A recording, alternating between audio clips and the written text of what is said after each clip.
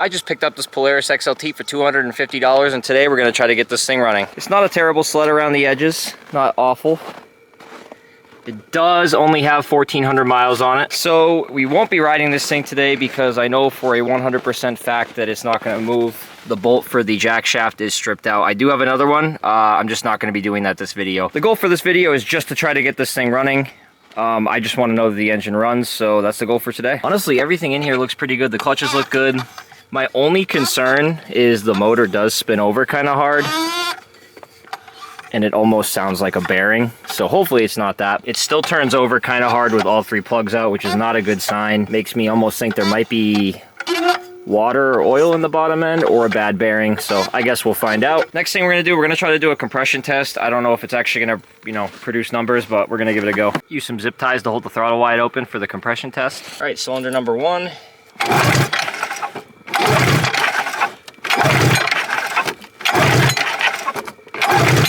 This thing is insanely hard to pull over. The compression's still not looking that great. It's in the runnable numbers, but it should be around 125. I think it's 125, 130 on these. Cylinder number 2.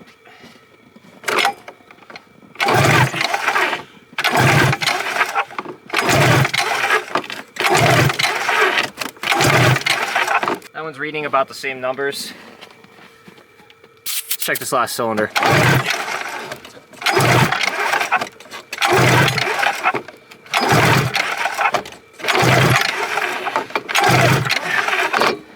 Alright, they're roughly all in the same ballpark range. This has compression enough to run, so it should still run. Might not run great, but it should still run. So when I took the plugs out, I noticed that there was some frost on the spark plugs. I'm going to assume that there's ice in this motor.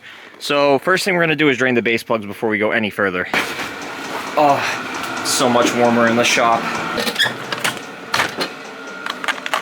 I turned in all my ratchets the other day, lifetime warranty. Somehow managed to break my other icons, so here's the brand new one. Ouch. That was kind of stuck.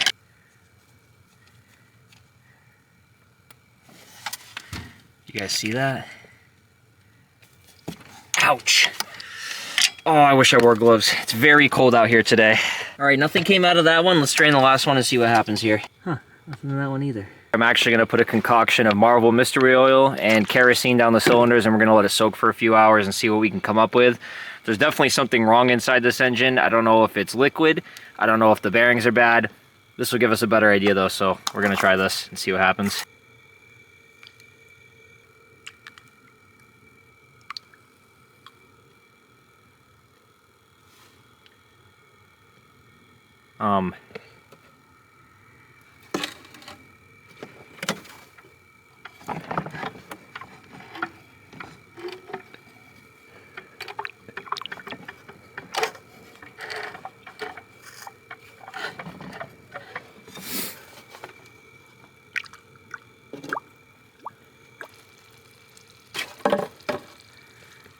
That cylinder really doesn't want to take the Marvel. We're going to let that soak for a while and see what happens, and we're going to hope that the bearings are not bad. All right, so it's been sitting for a couple of hours now, and pull it over. Pulls over nice and easy now. So we're going to do this a few times, and then we're going to try to put some gas down the cylinders and see if this thing will fire up. All right, these numbers are a little bit better. We're sitting at about 120. Whatever was wrong was also in the cylinder because it wasn't taking the Marvel mystery oil. I'm assuming there was ice in here, so that problem is now solved. All right, we put some gas down the spark plug holes. I'm gonna hold this with my foot because there's no springs on this, and we're gonna have him start it, so let's see what happens.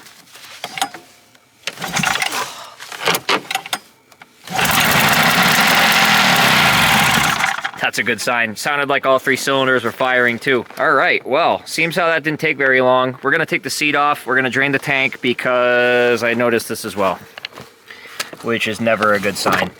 I thought they plugged it. I'm assuming that that is cardboard or something. So yeah, we're gonna fill this with JB Weld and wait for a new cap to come in. All right, we're gonna remove the tank. I also need to run down to the store. I just realized I have no gas on hand, so we're gonna go grab some fresh fuel for this. But first we're gonna get the tank off and drain it real quick. Now we're gonna try to drain this. I'm gonna do it away so hopefully you guys can see what comes out. It's always a mystery in these old sleds. There's surprisingly a lot of fuel in here.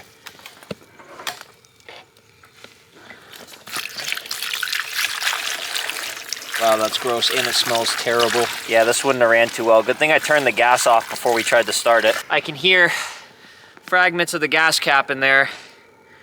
I don't feel like taking it out, so it's gonna stay in there for the rest of its life. Let's get the seat back on, hook the lines back up.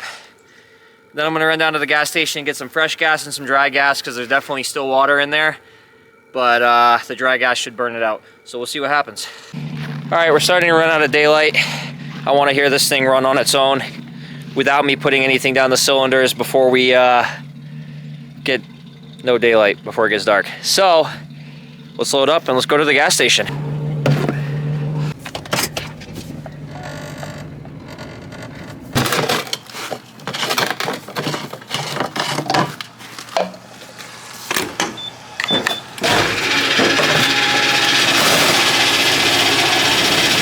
All right, so we're gonna put this tank back on, hook the lines up, and then we're gonna put some fresh gas in, and I got some of this stuff here to try to dissipate some of the water, and hopefully this gets rid of that problem. All right, so we got new fuel line in there because I accidentally broke the old line. So there's new fuel line, everything's hooked up.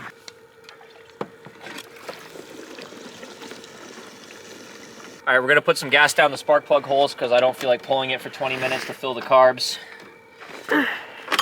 That's if they even fill. They might need to be cleaned. Now let's see if this thing starts up. It's getting really cold out here, so hopefully it just starts and stays running.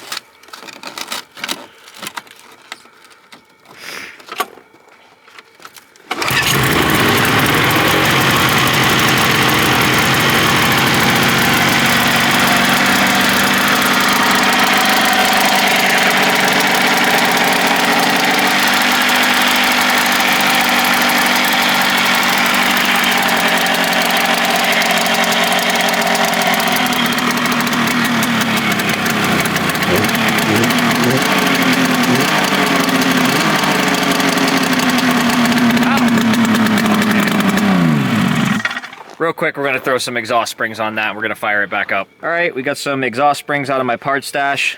We're gonna put these on real quick. On the bright side, the engine sounds extremely healthy. And it doesn't really sound like we need to clean the carbs at the moment, but that could change. I might just send the carbs through my ultrasonic cleaner anyways, because it's really easy.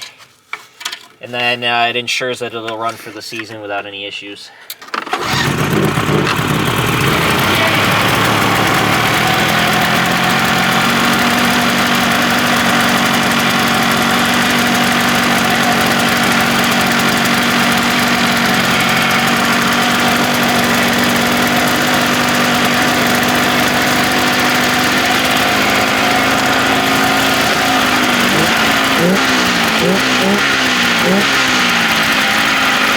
So yeah, tomorrow we're gonna put the jack shaft in this thing, and we'll put the secondary back on.